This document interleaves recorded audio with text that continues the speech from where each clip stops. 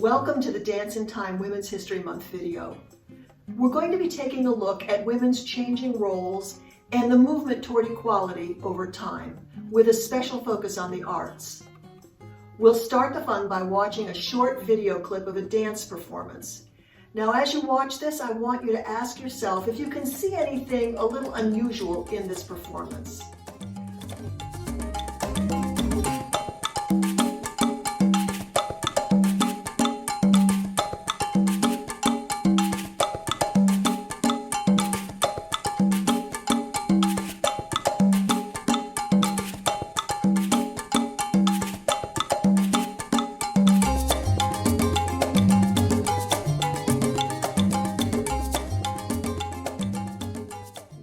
I hope you enjoyed the show. What was a little unusual is that this was a performance of salsa dancing done in partnership.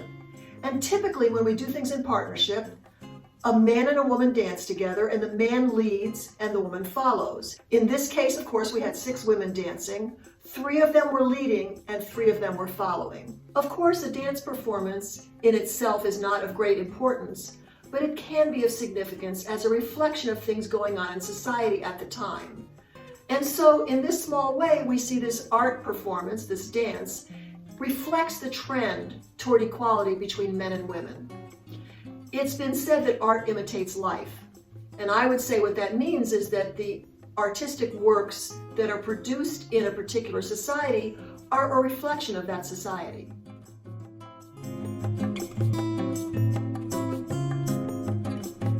Today, we can see in the U.S. a growing consciousness of women's rights and the importance of equal treatment for women.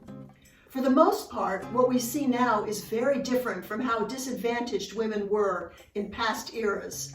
So I'm going to share with you a few points of history, some of which I think are shocking, about women's roles in the past. Back in ancient times, in the BC years, there were a number of different civilizations, and they varied in their treatment of women.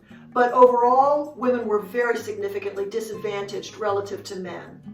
In ancient Athens, women were not expected to be seen in public. A married woman was only allowed out of the house occasionally by her husband, and generally that was for specific purposes like religious duties. And in ancient Rome, children were considered the exclusive possession of their fathers. So think about that. Then moving forward to the Middle Ages, women's lot did improve a little bit, but they were still quite subservient to men. The church helped to protect women somewhat by recognizing them as individuals that had value in their own right and not just as a man's possession. Chivalry was introduced, which encouraged men to honor and protect women. And women did work sometimes, but they made much less for their work than a man would for the same job. Generally speaking, women would make about 2/3 what a man would make. Legally and socially, women were not considered the equal of men. In modern times, by which I mean about 1800 to the present, in the United States, there was a considerable movement toward gender equality. For example, in the 1800s, a lot of states, one after another, passed laws that gave women the right to own property separately from their husbands. Women began to fight for the right to vote in the 1800s. They finally won that right in 1920. And throughout this period, women became educated in greater numbers. By the 1980s, half of all college degrees and half of all master's degrees and 1/3 of doctoral degrees in the U.S. went to women. And I should mention that now, a little more than half of those degrees go to women. I do want to note, though, that women's rights is still a big issue worldwide. There was a Georgetown University study that was reported in 2020 in which the U.S. ranked 19th among 167 countries in terms of gender equality. So no country got a perfect score, so there's really work to be done all around the globe.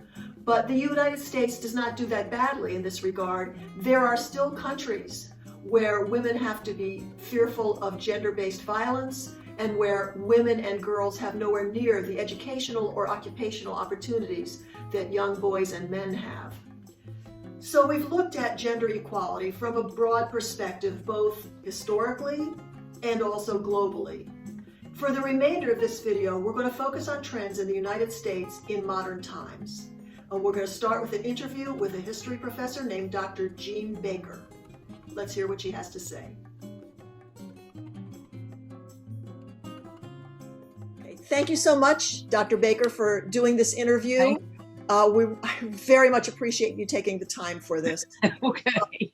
So I want to give a quick introduction to this eminent historian. Dr. Baker completed a PhD in history at Johns Hopkins University and taught at her undergraduate alma mater, Goucher College. She also taught at Harvard College and at Jessup Correctional Institution. She has served as editor for the Maryland Historical Magazine and is now professor emerita at Goucher College. According to Wikipedia, during her career, Dr. Baker advocated for increased recognition of the role of women in society. And she's written about figures such as Mary Todd Lincoln, President Lincoln's wife, suffragettes such as Lucy Stone, Susan B. Anthony, and Elizabeth Cady Stanton, as well as other important women in history. So without further ado, I thank you again for your participation in this interview. Delighted to be here. And and I'd like to ask you, can you speak briefly about your interest in highlighting women's contributions and why they have not been treated equally with men or given full credit to their contributions to society? I suppose that there are two basic answers to that question. And the first is custom. The custom was, of course, English common law that made men the head of the family. Women were consigned to the home, to the private space. And in that differentiation meant that it would take years before it was possible to overcome common law. It was custom, I think, that relegated women to the home, to domesticity, and to this idea that they would be submissive and passive, subordinate, and pious. Women began their effort to overcome these distinctions in a series of conventions. And that would be one thing that I would like to emphasize, and that is the importance of associations and collectives and women gathered together as in cooperative efforts, whether it be in your field, Barbara, of the arts, or whether it be in mine as historians. And the other reason that women were consigned to a subordinate position has to do today with convenience. It's convenient for society to underpay women as elementary school teachers. It's convenient for society to not pay women equal pay for equal work, which still happens. I'll give you, by the way, an example, a recent example at one of my favorite libraries. I spend a lot of time at libraries, and to my utter chagrin, a really fine municipal library has been paying women librarians less than male librarians who have the same kind of qualifications and do the same kind of work. So when we talk about progress, we have to think of the convenient. I'm sure it was convenient to save a little bit of money by underpaying these female librarians.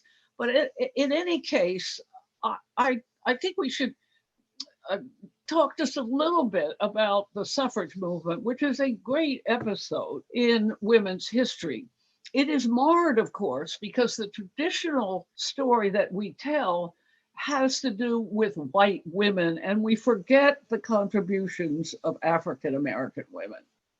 The suffrage movement to me is a model of how one can create and sustain a particular end that eventually comes to pass. The suffrage movement beginning in 1848 and struggling for 72 years until the ratification of the amendment in 1920. There's one other aspect of this, the importance of this association of women as suffragists, and that is it took a radical last push in 1917 and 1918 for women to finally accomplish and get Congress. And remember, there are no women in Congress. There are no women to support suffrage. You're always trying to persuade men who are instinctively opposed to suffrage, because what will suffrage do? It will deprive them of their power, not just in the body politic, but at home. And sometimes we forget that that is, I think, why the suffrage was so dangerous and so difficult to achieve. In any case, Alice Paul, who should be remembered by all Americans, was a young Pennsylvanian who went to England and was terribly impressed with the English suffragists who were bombing Parliament and committing all kinds of acts of civil disobedience. She comes back to the United States and she begins this final end game against Woodrow Wilson, in which women begin picketing the White House and burning Woodrow Wilson's image in Lafayette Park. They are hauled off to jail, they are force-fed, and from this comes this real understanding by the body politic, by others outside of the movement, that suffrage is something that must be accomplished, and in fact is, by August of 1920. When we talk about women's rights, we all understand political rights, but there is another aspect to women's freedom, and that is reproductive freedom. At the end of the 19th century, it was controversial to even have birth control. And so another great hero of the women's movement, Margaret Sanger, began a long crusade to persuade Americans that birth control should be a right that not just men used, but that women had. And in so doing, they could control their reproductive lives and not have 6, 7, 8 children. Well, let me go on. I guess my next question was, can you summarize women's changing roles in society and how women have gradually gained freedoms, opportunities, and rights? Slowly. They've slowly gotten rights, and only under a great deal of opposition. Surely one of the big issues and I would say launching points for women has been the opening up of educational facilities. This has been a tremendous importance as a catalyst so that women can seek out the opportunities that are advantaged, that the professions, for example, today, more women, I think, go to law school than men. Mm-hmm. Almost as many women go to medical school as men. However, having said that, there are significant limitations for women. There is significant prejudice. I again can remember as a teacher telling students of a famous study in which 2 articles of equal merit were given to a panel, and one was by John Smith and one was by Jane Smith. And you know the answer. John Smith's paper got many more plaudits than did Jane Smith. There is surely significant prejudice that still remains against women. And my last question, do you have any personal experiences that underscore the impact of being a woman on professional work or recognition for this work? When I went to graduate school at Johns Hopkins, I was one of 2 women in a group of 30 men. A group of us were giving papers, and we were newly minted PhDs, and my male colleagues were introduced as doctor. And I, a married woman with children, was introduced as Mrs. with my husband's name.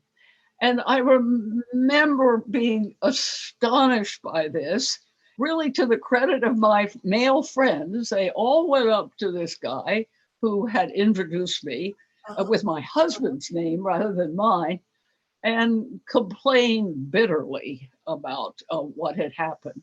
I do have those snide comments that occasionally one hears and sustains and incorporates, I hope, in a sense that it is important to keep fighting for equality. And that's why I'm with you this afternoon. Okay, well, thank you. I really appreciate it. I hope you found that interview interesting. I think Dr. Baker's points underscore the fact that there's been progress in recent years, but there still is work to be done as women move toward full equality with men.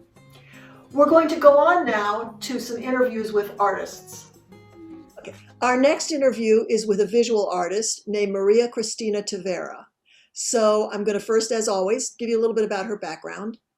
Maria Cristina Tavera is an artist, independent curator, and cultural organizer whose art addresses women's issues and issues regarding race, ethnicity, and cultural identities.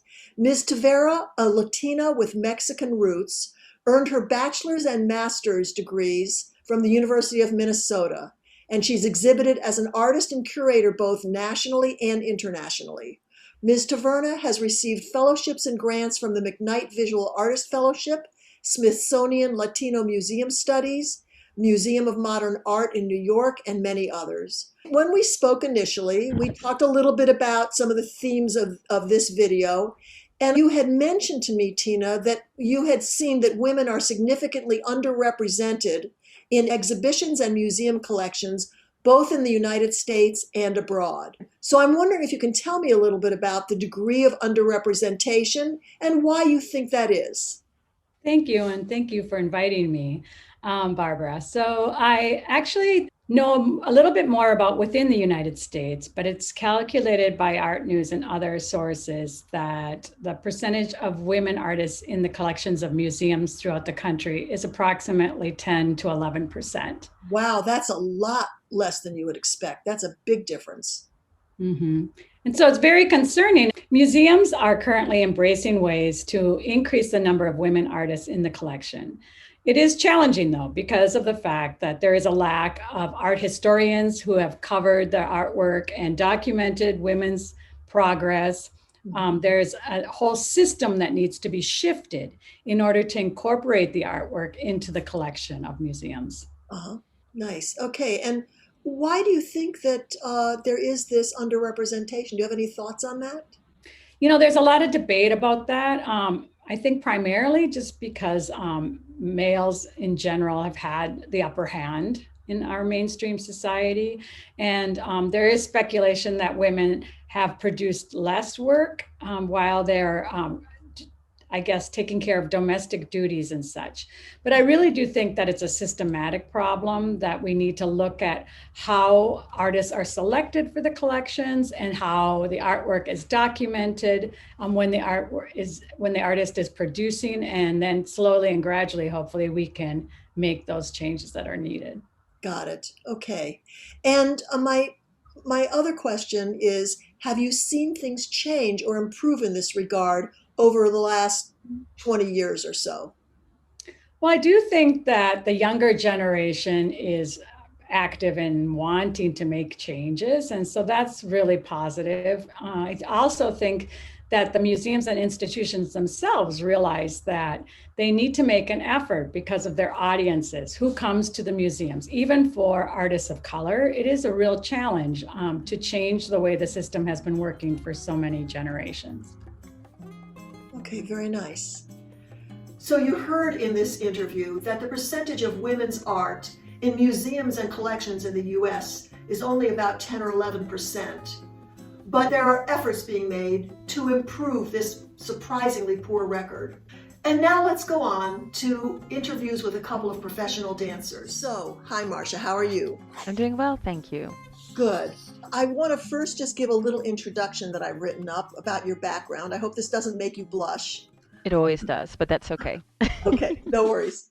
Okay, here we go.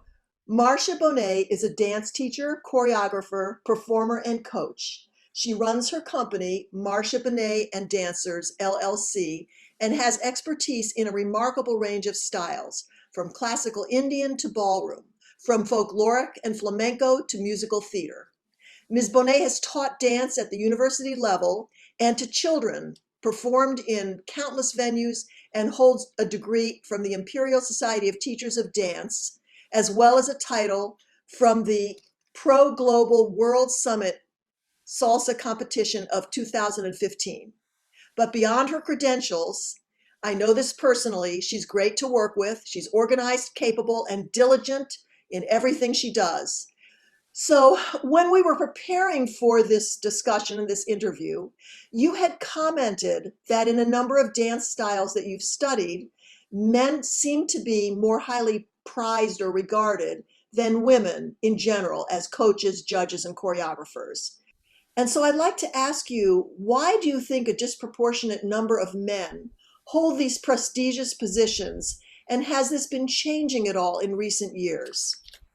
Based on my experience, when I look at all the different genres of dance and the coaches and the teachers and the people who are in position of making decisions or judging, I would say the large majority of my coaches have been males. And I ask myself, why is it? Now, there are some styles, it's important to note that the different genres have different criteria. There are some genres that are not bound by gender, so there are more opportunities for women. And I know, like in the United States, hip hop, you can look at some of the top celebrity artists, some of their top choreographers that are putting on productions are women. So I would say we have more platforms and opportunities for women in these styles where we're not bound by gender. And so this is where we've made progress, and it's very exciting to participate in these different styles of dance. Men in the more traditional dance styles like ballet, I would say also classical Indian dance has this too. There are a lot of these traditions that still have gender roles really clearly defined. And this is why I think women have not taken on more prestigious roles, let's say. In classical Indian dance, a lot of the composers were males.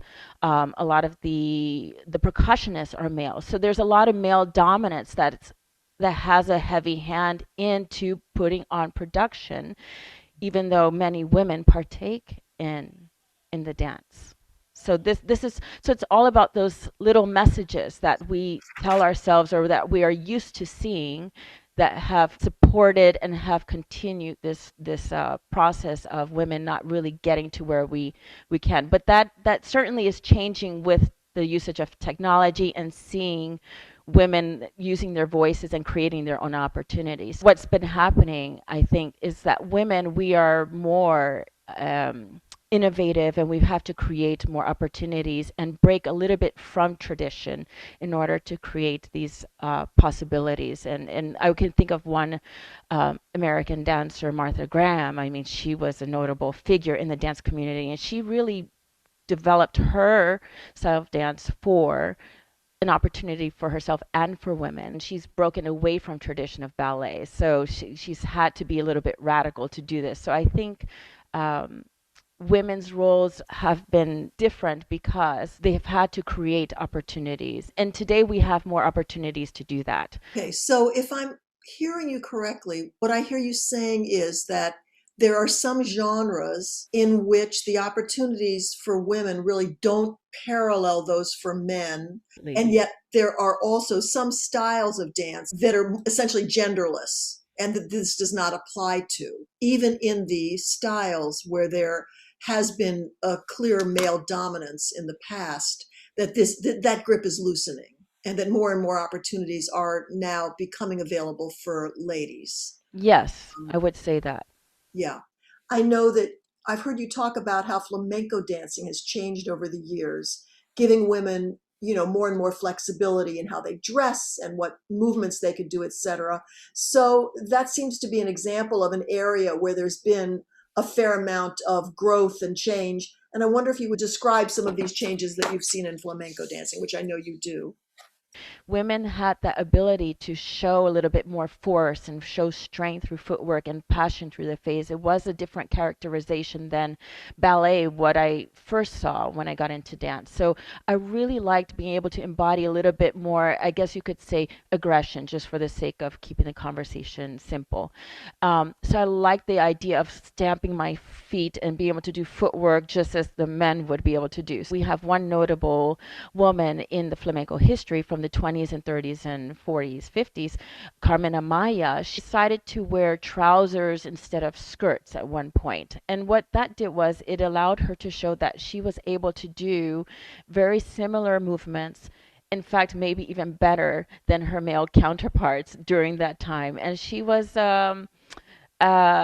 a rookie. I mean, she really made it much more acceptable for women to wear pants. So now we could see her rapid fire footwork. We can see her beautiful physique and her lines. So wearing skirts at that time really hid a lot of those beautiful characteristics that she was able to show by wearing trousers. And I would like to give credit to that Carmen Amaya because she really changed women's roles. Yeah. So So then to summarize, you feel that in flamenco, there was a time initially when things were much more traditional and there were a clear division of roles in the way the dance was done between men and women. And that has really become much more fluid in recent decades. absolutely. That's a great way to say it, fluid. Okay, sounds good. Well, thank you so much, Marcia, for agreeing to this interview. I appreciate this has been very interesting. Thank you, Barbara. You may also enjoy watching a little sample of Marcia hard at work.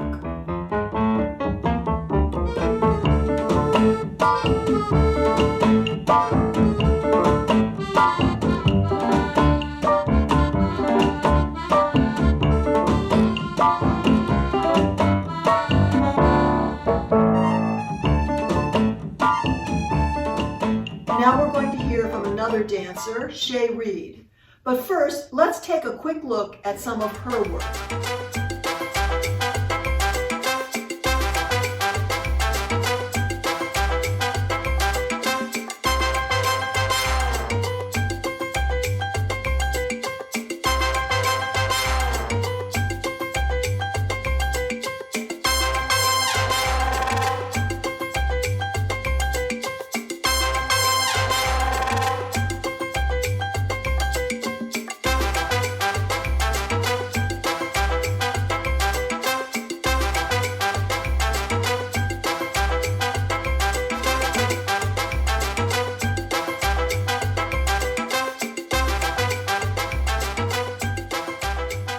That was a lively and fun show. Now I want to give you a quick rundown of Shay's dance biography, after which she'll share her thoughts. Shay Reed is a teacher, performer, and choreographer trained in a variety of dance styles, from salsa to folkloric Cuban dances. She's currently pursuing a master's degree in dance and movement therapy and directs a dance company, Moving Rhythms LLC. Shay has both given and taken workshops at many Latin dance events, and she's studied dance in Cuba. She manages to have a lighthearted, encouraging coaching style without sacrificing high standards of performance. And I do want to add that I know this personally because she has worked with the DanceInTime team doing choreography for me and other members of the team. So I had the fun of being on the other side of the aisle, so to speak, where I was one of the performers and she was helping me with technique on things that she is an expert in and I am not. So this was great fun. So I want to ask you, Shay, have you seen any changes in women's roles over the recent years in your field of dance? Well, it's been great to see a lot more women leading. Traditionally, in most social dances, women tend to follow and men tend to lead. But in recent years, I've seen a shift from women following mostly to a lot more leaders, and then a lot more leaders, men mostly, who are now trying to follow. And I believe that it's a great trend because it reinforces better technique in the long run. And I've also seen how the lead and follow dynamic is no longer tied to gender. And that's really great because it gives everybody an opportunity to try out different things and they see both sides of the dance. So their dance repertoire is a lot more complete. Right, very nice. And you have commented that as more women learn to lead and men learn to follow, there's come to be a greater emphasis on lead and follow technique unrelated to gender. And I'm wondering why you think this trend toward greater equality has improved the standard of dance.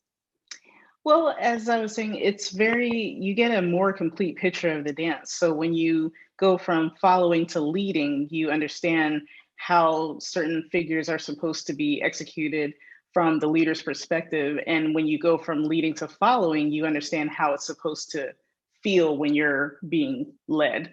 And so when people come together who have that knowledge, they can understand the dance in a more complete way. And then I think it increases their level of technique. And you've mentioned to me before that you've noticed that some geographic areas in the United States are still a bit more stuck in the older traditions, and some are more progressive in this regard. Can you talk a little bit about that? Well, I've noticed when I've traveled, and the Northeast has been really, in my opinion, instrumental in the progression of Cuban social dance in the country, because we are known for our different types of innovation and also the lessening of the gender specific leading and following dynamic. But when you travel to other places, specifically when I traveled to Texas, I found that that was not the case.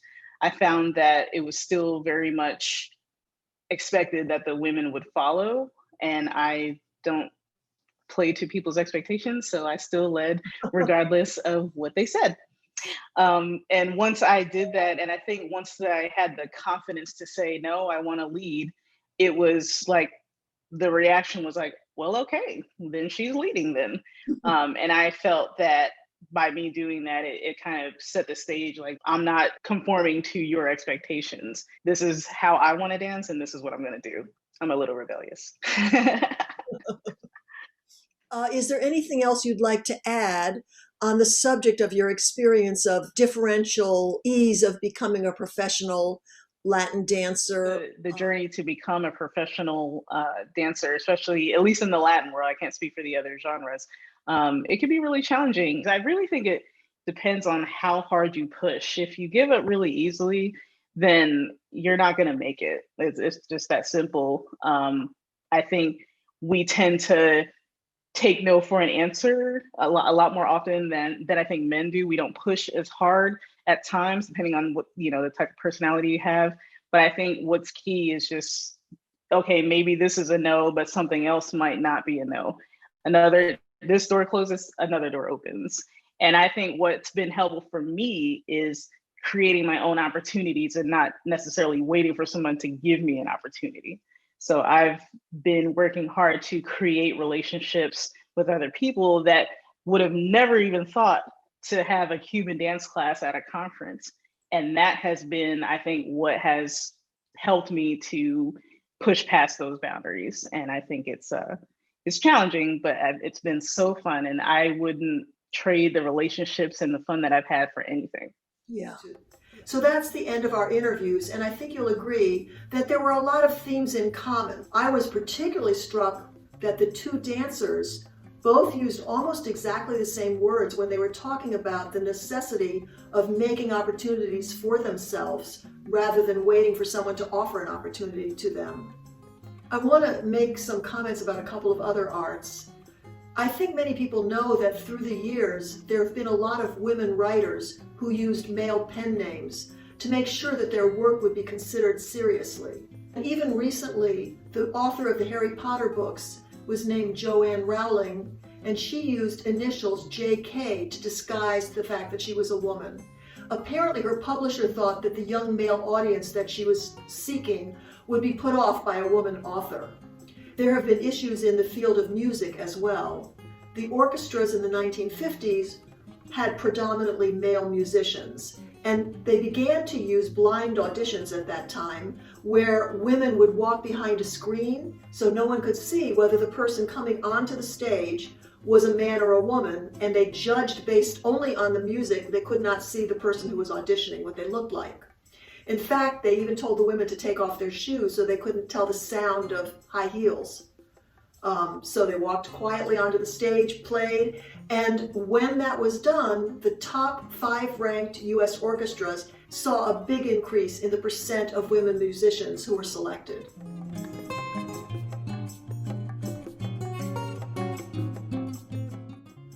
What we've learned from these interviews provides a backdrop of perspective on where we stand in the trend toward equality as seen in the arts. And with this in mind, let's take another look at some dance performances with women leading. For fun, see if you can figure out which of the ladies are the leaders.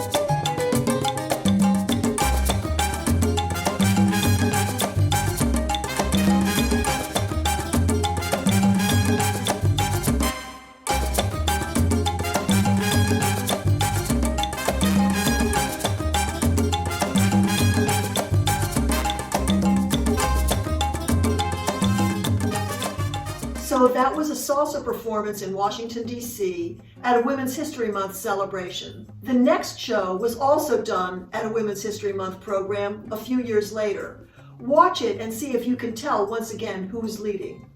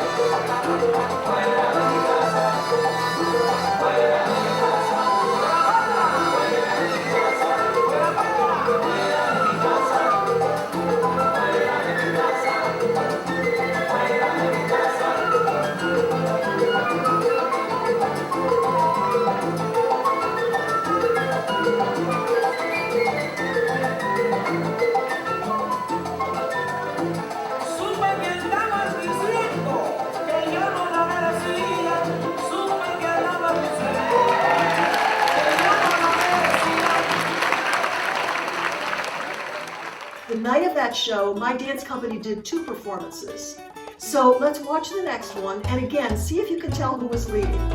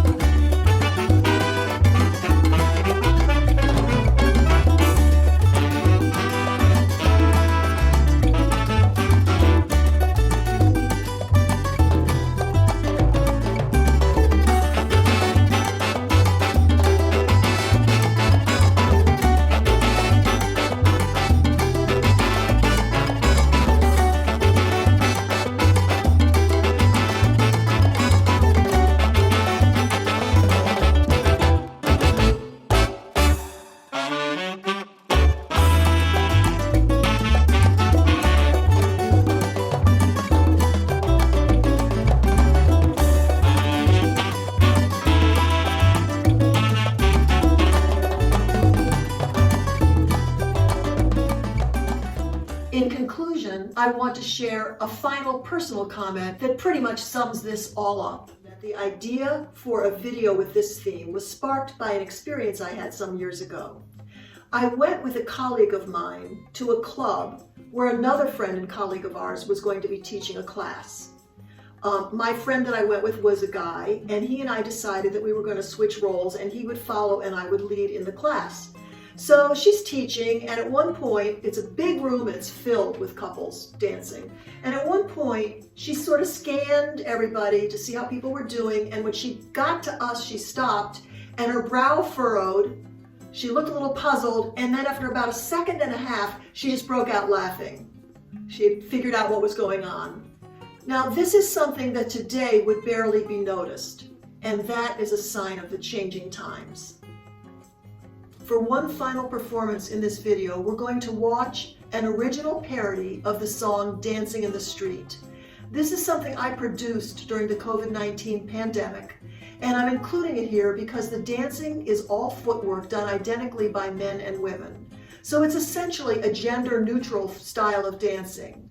And in addition, both Shay and Marcia, who you saw interviewed earlier in this video, make appearances in this uplifting parody. Enjoy.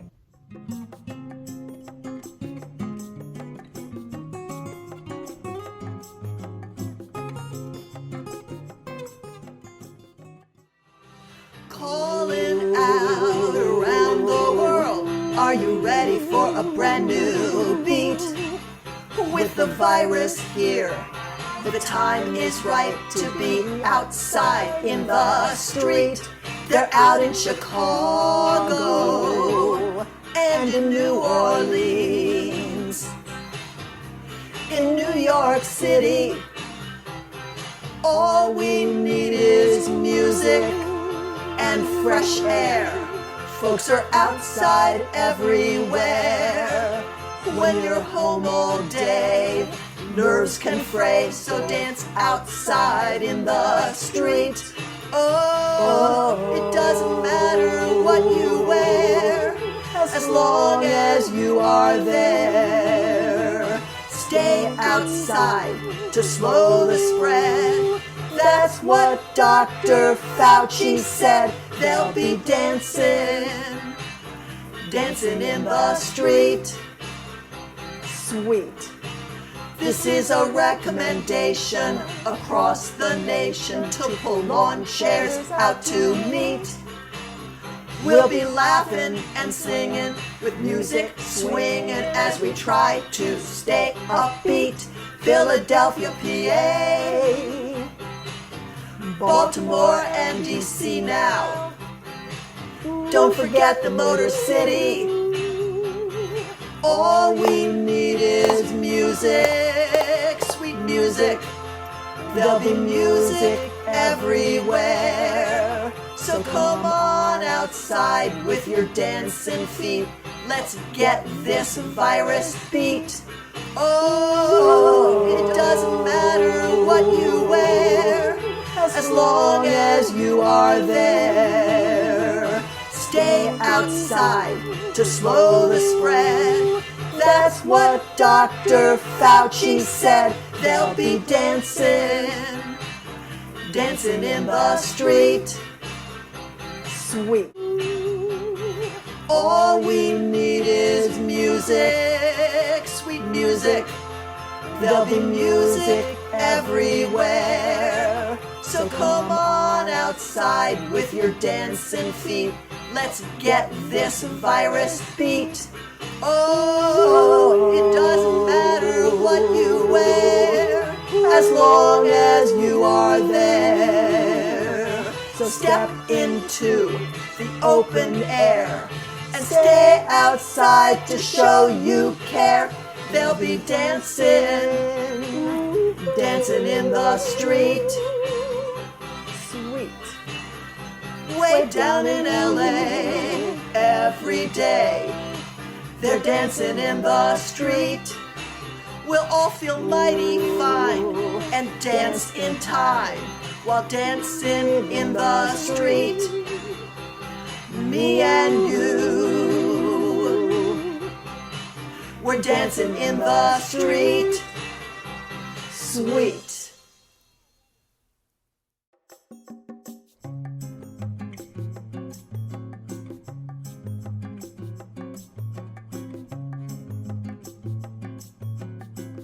I'm going to go ahead and teach a few salsa steps, and I invite anyone, guy or girl, to learn the leader's part, or to learn the follower's part, or to work on both. Dancer steps on beats 1, 2, and 3, and does not step on the 4th beat. And then the second set of 4 beats is the second half of a dance phrase. So that's 5, 6, 7, and 8, and again we step on beats 5, 6, and 7. So Camille is going to show you how we do the basic step. This is the leader's point of view, starting forward on the left. 1, 2, 3, 4, 5, keep going. This is called quick, quick, slow, and quick, quick, slow. Forward on the left and back on the right. Great. Now, notice that when we take a step, it's complete weight shift. So there isn't a step that doesn't switch weight, which would look like this. Left, left, and right, left, right. Do you see that she's not lifting her foot entirely? When we dance, we take steps that are kind of like normal walking steps, when we dance salsa in any case. But the foot that you are weighting onto, you put your full weight onto it, which means you lift the other foot just a little bit off the floor. Okay, another way to think of this is that you could think of where you're standing as home base. And when we dance, we step once outside of home base and then twice in home base. And then we step once behind home base and twice in home base. Likewise, we can do what's called a side rock, which is another nice basic move. And we're moving to the side. Leaders start on their left foot on beat 1, so they move to the left. They go to the side and then twice in home base, and to the other side, which is the right, and twice in home base. And when they dance in partnership, the lady does what's called the natural opposite. So when the leader steps forward on the left, the lady is stepping back on the right.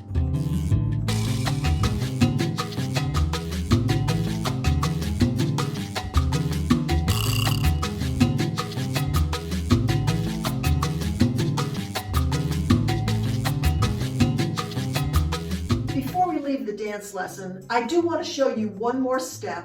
And in addition, I just want to do a quick review of the basic and side rock where I'm turned around so that my back is to the camera. That means that my right is the same as the viewer's right, and it makes the steps a little easier to follow. So if I were leading, I start on the left, and it would be left, left, and right, right. Side rock is left, left, and right. If I'm following, I start on my right foot on beat 1. So that looks like this. Basic is right, and left, left. The side rock is right, and left, left. And of course you notice that the leader starts going forward on the left, and the follower starts going back on the right because they're facing each other, and that puts them in sync. The last step is a right turn. This is done on the forward rock, stepping left, left while you turn right. The turn is completed in 3 beats, and then you just finish out the dance phrase by doing your back rock. So first a basic, and then the turn. I'll face you first, and then I'll back to you. I'm leading. Left, left, right. That's the basic. Left, left, and right. Now I'm going to do it this way. I'm leading. Left, left, right. That's the basic. And left, left, and right. That's the right turn. The simplest way to do a turn is for the leader to lead a follower in a turn. So if I were leading, I would do, let's say, a basic and then the turn. Basic and basic. Here's the turn. I go 1, 2, I lift on 3. That's a signal a turn is coming. And I turn the follower on 5, 6, 7 while the follower is rocking forward. Turns are always done on the forward rock. But what's cool is that the leader can also turn the follower. The leader can turn as well. So it can look like this. Watch. I'll do a basic and then a turn for the follower and a turn for the leader. So I'm leading. Left, left, right. 1, 2, lift on 3. I turn the follower around and I turn myself around. So you notice I'm kind of going under my own arm.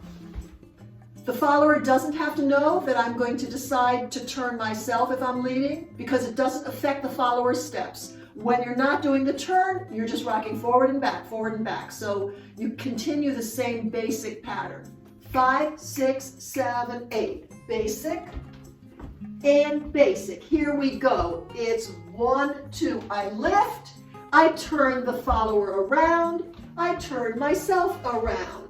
You can turn just the follower, or you can do a turn for the follower and the leader, because turns are fun for everybody.